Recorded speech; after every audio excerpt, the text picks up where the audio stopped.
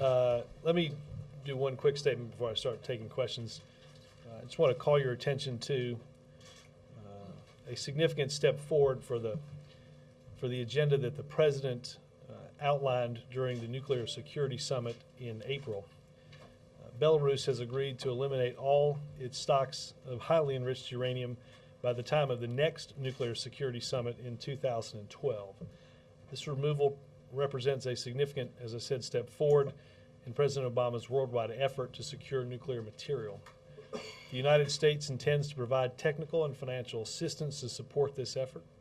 The Republic of Korea, as host of the 2012 Nuclear Security Summit, has agreed to invite Belarus contingent upon the completion of its highly enriched uranium removals. And with that, take us away. On the tax cut negotiations, given that the most obvious compromise is a temporary extension of all the tax cuts, does the White House think that a 1 year, a 2 year, or a 3 year extension would make the most sense? Well, Erica, I am not one of the two that the President tapped to work through this and these issues with the Republicans. Obviously, you know, Secretary Geithner and OMB Director Jack Lew were on the Hill earlier this morning. They'll reconvene at 5:30 with members and senators to work through some of these issues. And I think Secretary Geithner was clear in the brief stakeout that they did that they were not going to get into reading out the negotiations as they happen, and I'm not going to either. And I believe that Senator Kyle said that he thinks the tax cuts issue needs to be wrapped up by Monday in order for there to be enough time to deal with START. Do you agree with that, and do you think that that timeline is realistic? Well, look, I think first and foremost, everybody agreed yesterday that the issue of taxes needs to be resolved before anybody can go home, and certainly before the end of the year. The President's position, obviously, is, as he stated, as has stated before, and that is our goal is to ensure that middle-class families don't see their tax bills go up on New Year's Day. We're going to work through a series of these issues, but if people come to the discussions that are being had up on Capitol Hill with an open mind and a desire to find common ground, the President believes we can get an agreement on this and still have time to sequence other issues that are important to the country to get done before the end of the lame duck, and START is certainly one of those. I think we still have, I don't think the Congress is going anywhere just yet, and we'll have plenty of time to get a whole list of things done. And just on the Deficit Commission, how would the President interpret a majority vote in support of the recommendations that was short, though, of the 14? Would he be then inclined to embrace the recommendations? We're going to, as you know, the commission is meeting today. The President looks forward to reviewing their work at that conclusion of their votes, which I think will be toward the end of the week, and evaluate their proposals and those votes as we move forward and put together a budget of our own for next year. So let me not get too far out on the commission until they've had a chance to complete their work, as we've said before. Matt. Sorry, just to follow up on the debt commission as well. Does the President actually see the possibility of picking and choosing what he likes from these proposals, or will he be willing to look at it, take it all wholesale and present it? Well, again, Matt, I think some of this is going to be, we'll get a sense of where the commission comes down on certain things, again, toward the end of the week as they complete their work. I know, bless you, I know that, in the meeting yesterday, both the President, Democrats and Republicans, I know Senator Durbin, for one, is on the commission, mentioned the important work that's being done, and hoped that the work of the commission would be looked at as, in certain ways, at its conclusion, as as a way to make some decisions on getting us toward a path to fiscal responsibility. I'm not going to, again, prejudge the outcome of those votes, as the President said before. I think we believe and have believed that it's important to give the Commission space to come up with its judgments.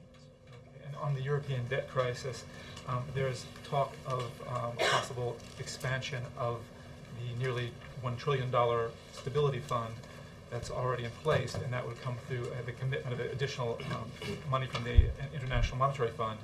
Would the administration support that? And is enough being done to ease that crisis? Well, first and foremost, obviously, as we said throughout last spring, we think that obviously this is a concern, not just in Europe, but it has, and certainly last spring, affected our economic recovery. It was brought up yesterday by Secretary Geithner and Director Summers when they went around in discussing where we were on the economy. I'd point you to Treasury for specifics on the stabilization fund, but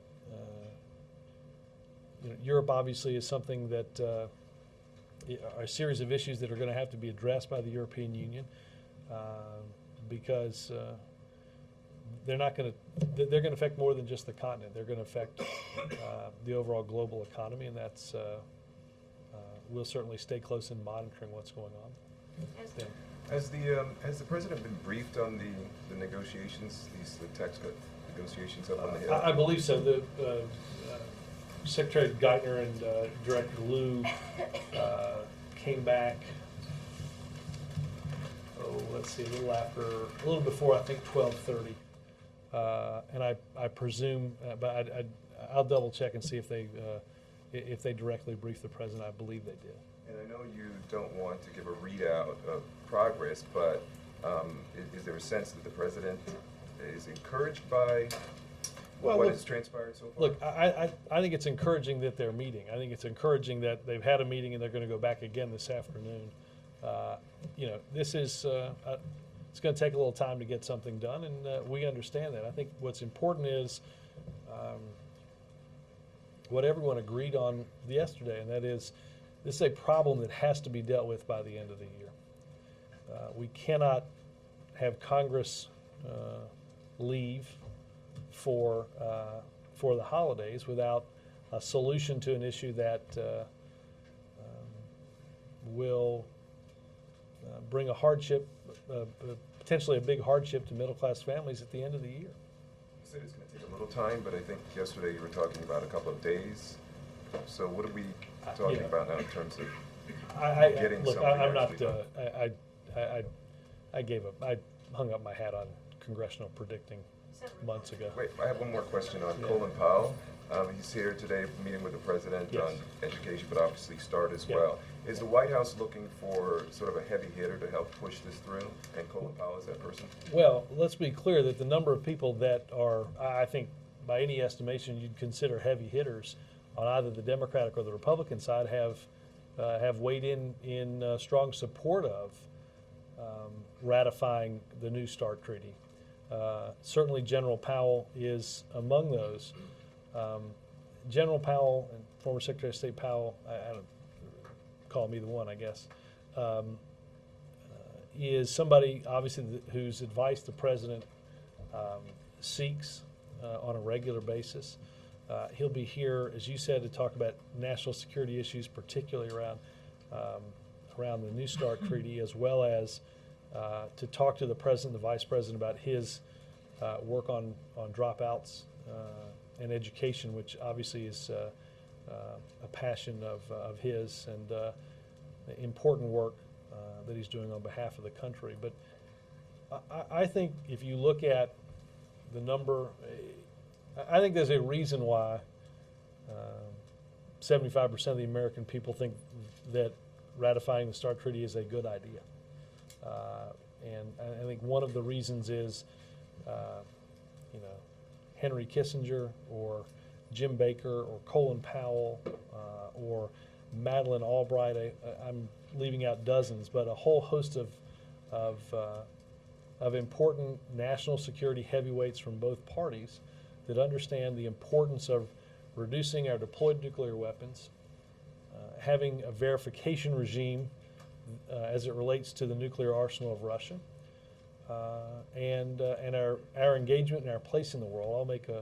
All of those are important factors in trying to get something finished this year. Senate Yeah. Republicans have said they don't want to move ahead on anything until the tax issue is done and the continuing resolution. Is that reasonable, considering those are the president's priorities too? Well, I don't know that I'd get real hung up on process. I think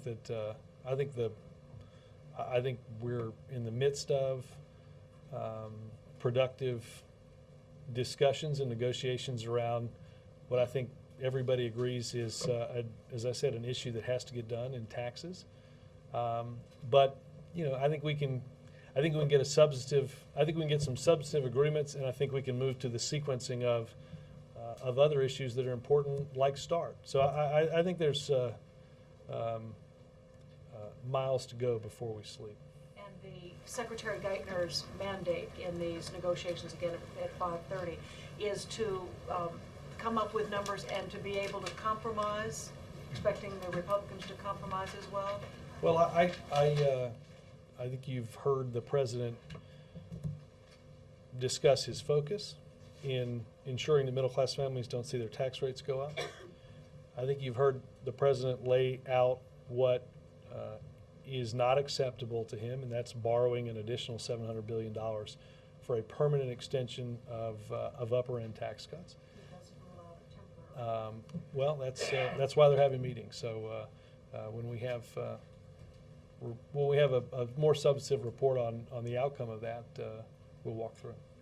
So the president yesterday issues this appeal for an end to posturing, and then Republicans in the Senate signed an agreement not to pursue anything but possibly these tax cuts. What does he make of that? What do you make of it? Again, I think there's, with a willingness to find common ground, plenty of time to solve the issue of taxes and do many things. There's a willingness to find common ground. What evidence is there of it, given that particular act? Well, again, Bill, there's an agreement that we have to do something on the issue of taxes before the end of the year. That's why they had a meeting earlier today, and that's why they'll go back and have a meeting. And What about everything else?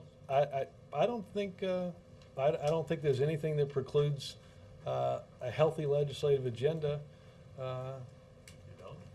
No, not at all. Despite what's being said on the Hill? Despite what's being What makes you said. such an optimist? I'm a hopeful man, Bill. I'm a hopeful man. I see. Yes, sir. To the House, where Democrats want to vote on the middle-class tax cut only tomorrow. That seems to have irritated Congressman Camp, who's one of the negotiators in the room. Does the president have any concern that this could blow up the spirit of goodwill? No. Anything further you care to say, or? He's still optimistic, apparently. No, I mean, look, I think if you take everybody at their word, they support making middle-class tax cuts permanent.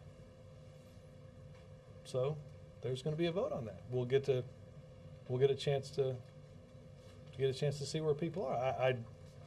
We strongly support making tax cuts for middle-class families permanent. Again, I think, as the president suggested, that's what if you read the statements from everybody involved, that's what we agree on.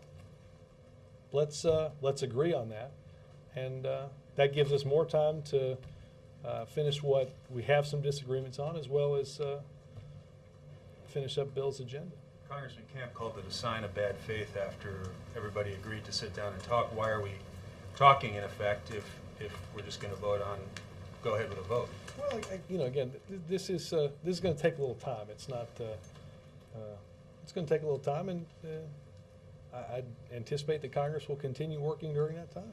There are a couple other tax issues still looming out there: the AMT patch, the estate tax. Mm-hmm. You had the IRS commissioner write a letter saying that without an AMT patch, it could create chaos for the IRS.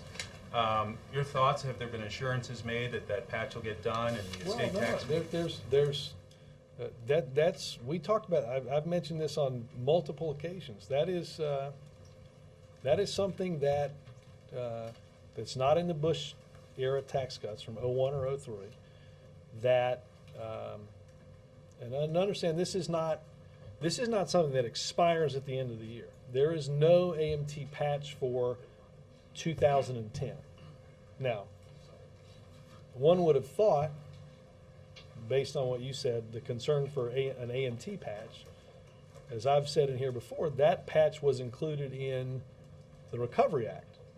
That in 2009, the reason that the AMT did not impact the middle class families it was never intended to impact was because of, and I think this is important to understand, because of what that patch was contained in the Recovery Act.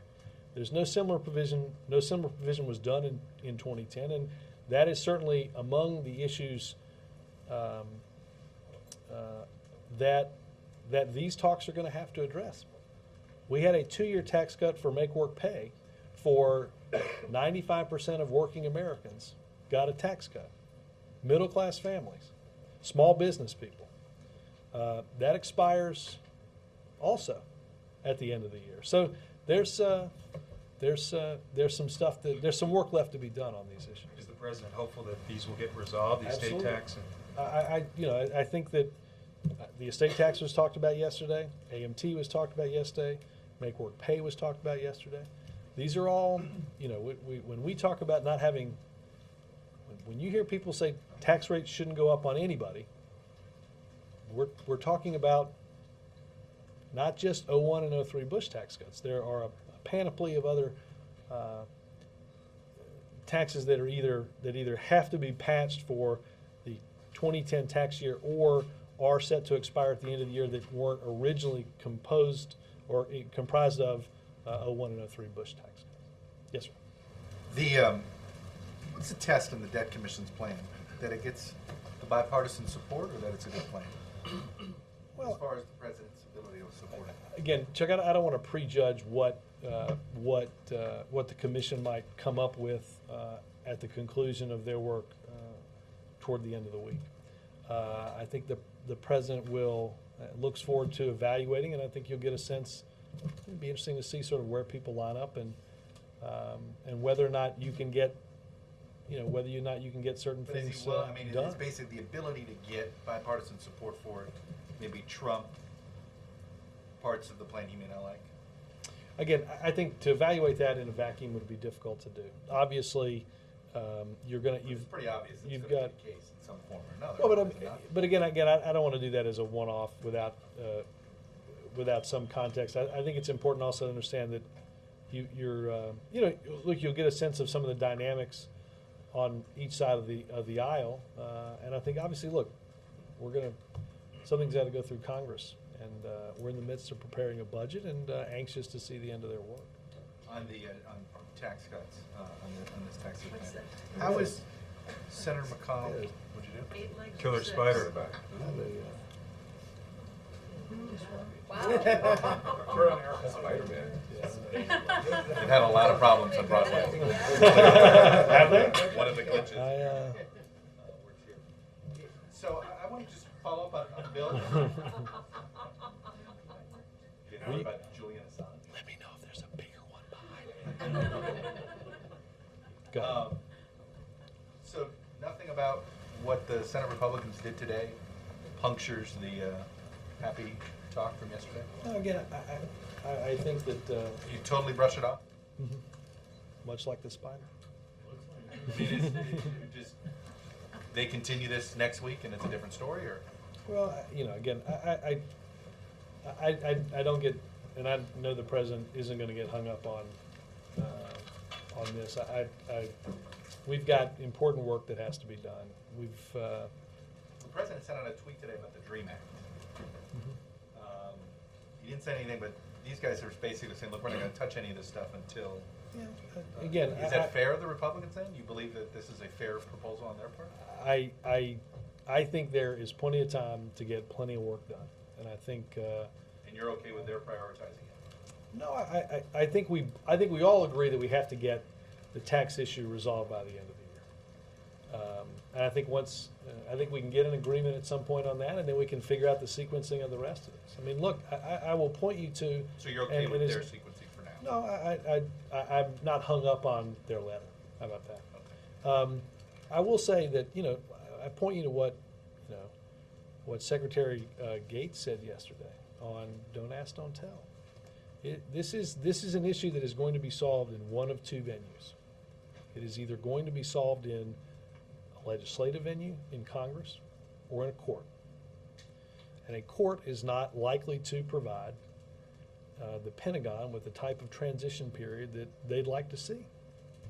And that's why Secretary Gates, after going through the study, and Admiral Mullen have urged Congress to act in this lame duck to change this law, because they understand that, one, it's not disruptive. That's exactly what the survey said. It doesn't threaten unit cohesion. There's an ability to do this without any harm. And it does this in a way that provides an orderly process for doing So are you so. making the case that, say, Don't Ask, Don't Tell should be brought up at the same time as the taxes and the same time? I'm saying that is among the issues that I think many people believe the Secretary of Defense and the chair of the Joint Chiefs of Staff included, should be addressed over the next few weeks. And I think we'll get an opportunity to address not just how we fund the government and not just the tax rates for next year. I think the President and everyone in that room agree that's the most important thing to address.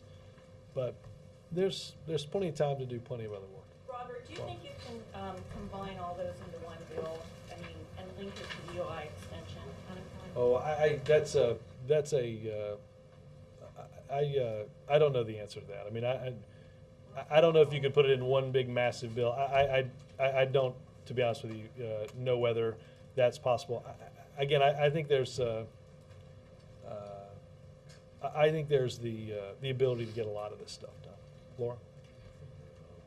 Beyond appearing here at the White House today, what are you hoping that General Powell will do in support of the START Treaty? Well, General Powell and others have been helpful in having conversations with and discussions with a whole host of people, I believe including those on Capitol Hill, on why it is important, why this treaty is important, why it's important to get it done,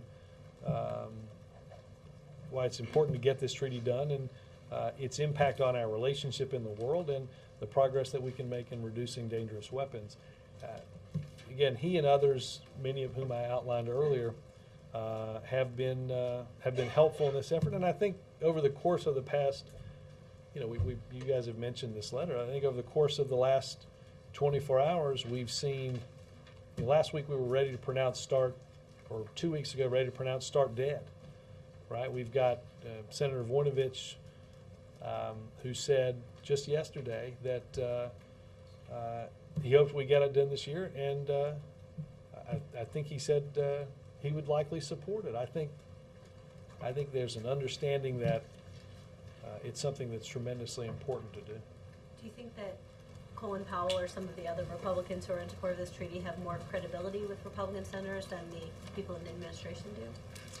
No, I mean, look, I think you get different things from different people. Obviously,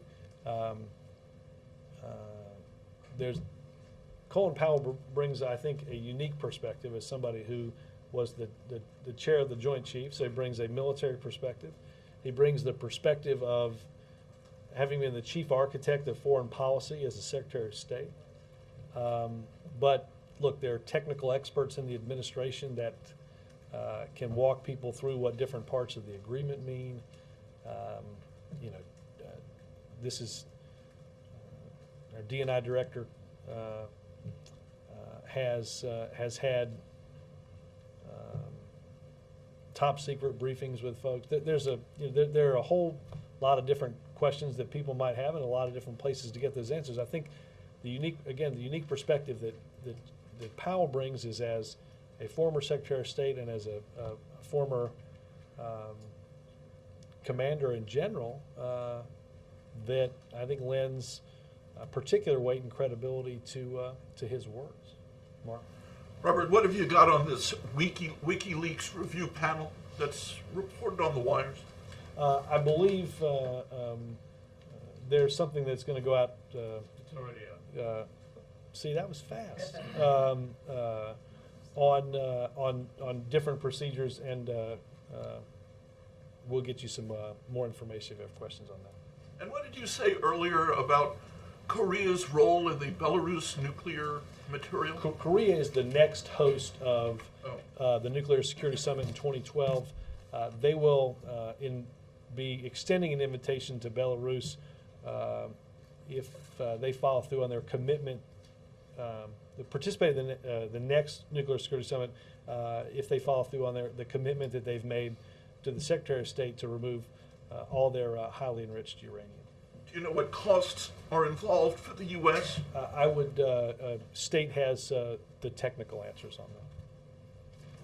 Yes, ma'am. On START, has the president made any more calls to senators himself? And aside from Senator Voinovich, is there any indication that this could happen in the lame duck session? I don't think the president, to my knowledge, has made any that I know of has made additional calls. I know Vice President Biden has been working on this extensively.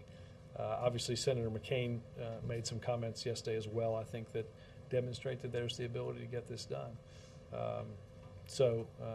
Obviously, we still think it's going to happen. Any more discussions with Senator Kyle? Not since yesterday, no. And following up on Matt's question, how concerned is the president about the financial conditions in Europe? And can you say anything more about what the administration is planning to do about it? Look, again, I think that it is something that that we're watching. It bears watching because we understand the impact that what was happening and what happened in Greece had on our recovery last spring. So obviously, it is something that the president has received updates on during his economic daily briefings. It's half a world away, but it's important to the global economy and to our economic recovery. Does he get this in the daily briefings? Yeah, I can't remember the last time that Europe was specifically brought into this. It's probably been a few days, but he gets, if there's news on that, that's where he gets it.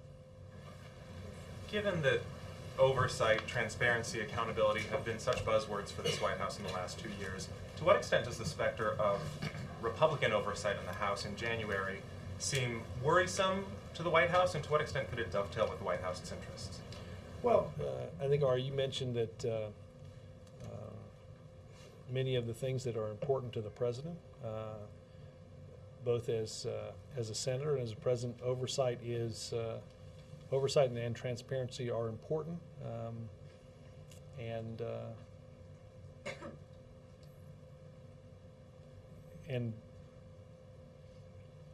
obviously important functions of carrying out an efficient and effective government.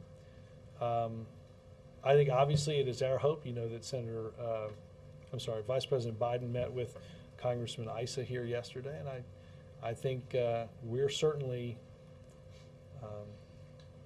efficient oversight is important. That was something that we made a great hallmark in the Recovery Act. I think everybody's hope is that we don't see,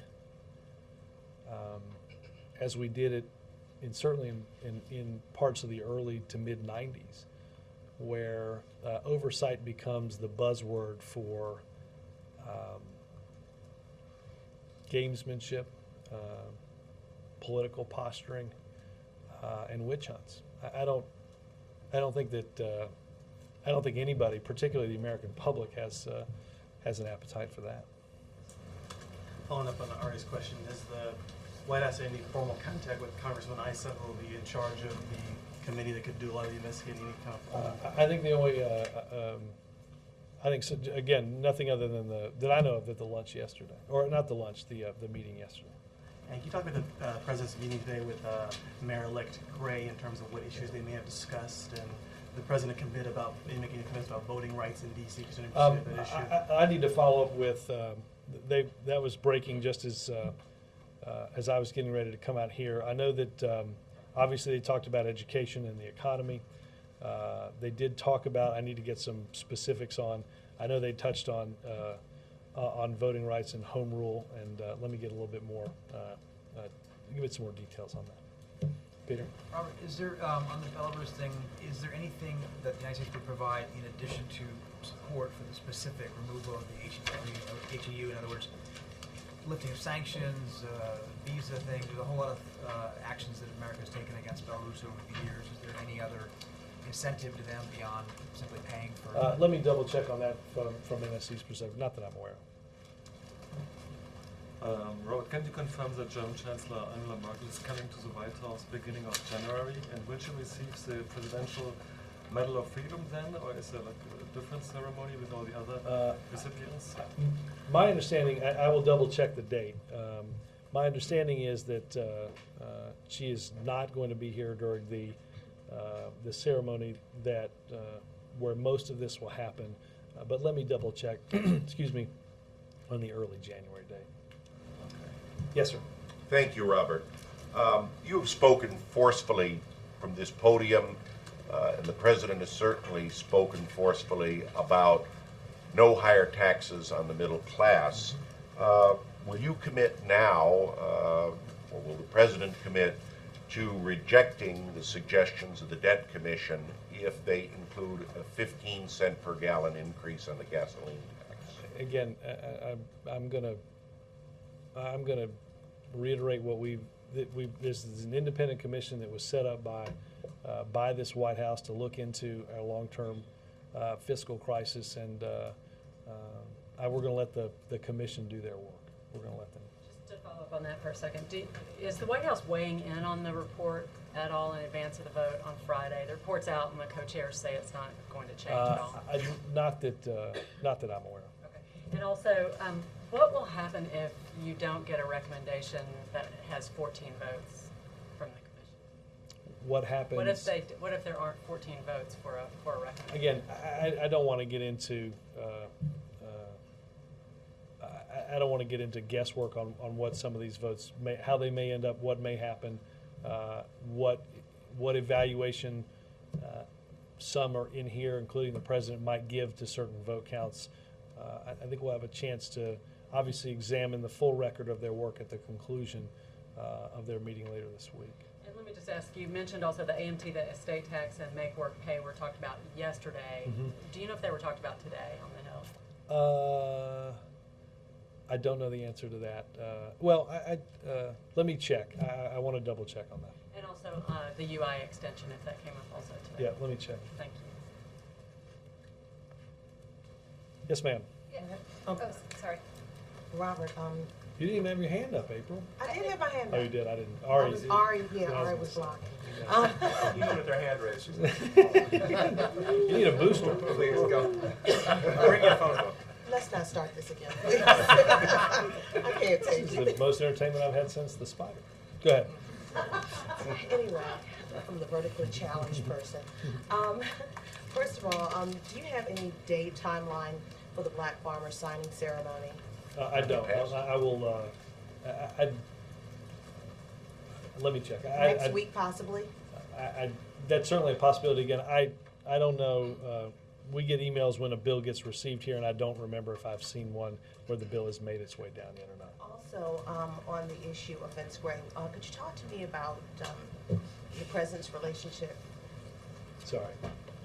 Okay. That's another spider. No, I think it's the same very active spider that. Let's just say if my ankle's this big tomorrow, you'll know. Is Bill trying to take you out or something? That spider. Check the website. Is Bill trying to take you out with the spider? Spider or web. something? Yeah. Here he comes. Is it still alive? I'm going to call him Charlotte. You know if you step on it, you'll get emails. I was going to say, Pat is going to be after you guys. Well, now he's going. Brush it with your fingers. No, I'm just going to leave him alone. Hope it's not a problem. hope it's not a brown recluse. Go ahead, I'm sorry. Okay, what about the relationship with Vince Gray and President Obama? Their meeting today, can you talk about that? Well, again, I have a list of the issues. I did not have a chance to, and I'll get some more detail because I know this is important for many of you. I went to see the president right before the lunch on a topic, but I have not had an opportunity to talk to him afterwards. But let me get, I know that's of And particular. also, one more, on the unemployment benefits expiration. Unemployment is said to help the economy. Mhm. It's also. The unemployment benefit. Yes, unemployment benefit insurance, when it goes into the economy, every $1 supposedly generates $1.90 Yep. for economic growth. And if this is the #1 priority for this administration, why is it at this critical bypass right now? Why are we at this point that we haven't seen in decades for an expiration of unemployment insurance? Well, look, I think you can go back throughout congressional history and find that the expiration of unemployment benefits, the extensions and things like that have gone back and forth. That is not to say that this isn't, as you've heard the president and others discuss here, how important it is. You mentioned the economic impact of the economic impact that those benefits have. That's money that, look, if you are drawing down your unemployment benefits, you don't have full-time work, and you're using that money to pay your bills, to continue to look for work, and it's an important part of the efforts that individuals that have lost their jobs use to continue to keep going to pay their bills, and it's an important part of the economy. It is something that the president and the economic team particularly feel strongly has to be extended. I will say this, if we are going to have a debate in this town about extending tax cuts for people that make $1 billion a year, how do we not have a debate and how do we not come to some conclusion for unemployment benefits for people that have lost their job? That is, nothing could be more completely out of whack with what is important to the American people and to getting our economy going again than to watch a debate about billionaire tax cuts while people lose their unemployment benefits. Yes, sir. Yeah, thanks, Robert. Yesterday, Congressman I was pounding on that. That is not about the spot. Yeah, good to know. Good. Yesterday, Congressman Boehner and Cantor both called on the Smithsonian to pull a National Portrait Gallery exhibit that featured, among other things, Ant Covered Jesus. Is that something that should continue? I would need to get some more information on this. I don't have anything on this. Thanks, Robert. Yep. Savannah? We just got your fact sheet this morning about everything the White House and the State Department is doing in response to the leaks by WikiLeaks. And I'm just curious why it is that we're just hearing about these remedial efforts now or in the last couple of days when you guys have known about the leaks since at least July when Bradley Manning was arrested. Why did it take so long to try to implement new procedures? And I think you're just starting to examine. Well, I'd point you to DOD and to state on some of the particulars on that. Obviously, look, this is the same, working through the same databases and systems that have existed across administrations. But why start months and months after this leak was well known? I don't think it's accurate to say that we somehow read the paper over the weekend and started to do this. I just don't So you guys have been think working that's on it. this for months? This is an ongoing effort to, as we talked about here on Monday, to ensure that we have the type of information sharing that we understand is important. Again, look, some of the initial stuff that came out of these leaks was battlefield assessments and battlefield intelligence that are used by those on the ground in particular places in Iraq and Afghanistan. And that's important that they have access to that. But at the same time, I said earlier this week, we have to balance the need to know and the need to share with appropriate oversight that's what we're working on doing. Yes, sir. Robert, since the release of the Pentagon report yesterday on Don't Ask, Don't Tell, has the president contacted any fence-sitting senators who have been reluctant to back repeal to get them to support that? Not that I'm aware of. And has the, Will he? has the pres- Will he? Again, this is a priority of the president, and as I've said in the past, he'll be involved in this, yes. Has the president issued any guidance to Senator Reid in terms of scheduling the Don't Ask, Don't Tell vote, or in terms of when it should come up relative to the START Treaty or tax cuts? We have not provided specific calendar guidance. I would reiterate, though, what I said here earlier, and what was, I think, a fairly powerful and eloquent statement from Secretary Gates about the strong need to get something done and address this issue in the lame duck session. It is tremendously important that that we do this over the next few weeks. Do you Yes. anticipate that Secretary Gates will make calls on this? Will he be He calling has. senators? He already has. Yep. Thanks, guys.